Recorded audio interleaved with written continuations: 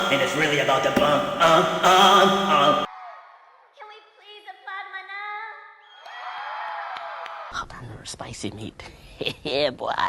That's it. We also have my dear husband, the second gentleman, with us.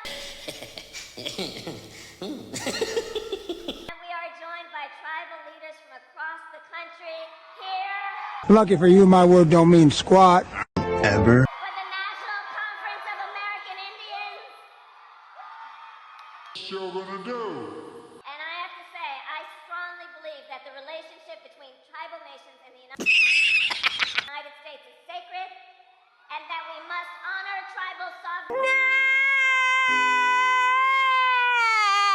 always and embrace our trust and treaty obligations.